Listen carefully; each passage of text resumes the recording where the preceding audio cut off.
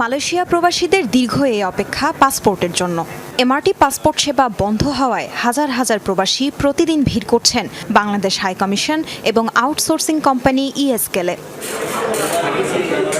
এখন পর্যন্ত মালয়েশিয়ার প্রায় ২৫,০০০ প্রবাসী বাংলাদেশি এমআরপি পাসপোর্টের জন্য আবেদন করেছেন, কিন্তু ৬ মাস পেরোলেও এখনও সেগুলো হাতে পাননি তারা।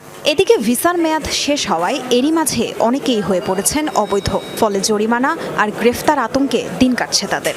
সকালবেলা আমরা আসার পরে বলতেছে ওরা ৫০০ লোকের মাত্র কাগজপত্র নিবে, মনে হয় ১,০০০-এর উপরেও লোক আছে।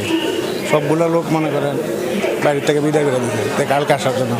কালকে আসলে যে সিরিয়াল টোকেন পাইবে এটার কোনো বিশ্বাস নেই। ৫০০ থেকে যাতে ১,০০০ বা আরও বেশি লোকের একসাথে একদিনে জমা নেওয়া হয়। আমরা বছর থেকে ছুটি নিলে কয়দিন আসবো, কাজ বন্ধ করে বছর থেকে ছুটি নিয়ে এখানে আসছি।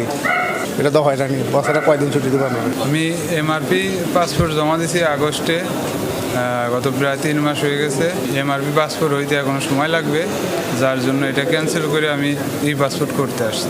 প্রবাসীদের ভোগান্তিতে কুয়ালালামপুরে বাংলাদেশ হাইকমিশন জানিয়েছে MRP booklet, lamination foil paper ঘাটতি ও এমআরপির প্রিন্টিং মেশিনের যান্ত্রিক ত্রুটির কারণে পাসপোর্ট প্রিন্ট করা যাচ্ছে না, ফলে বাংলাদেশ থেকে পাসপোর্ট আসতে দেরি হচ্ছে।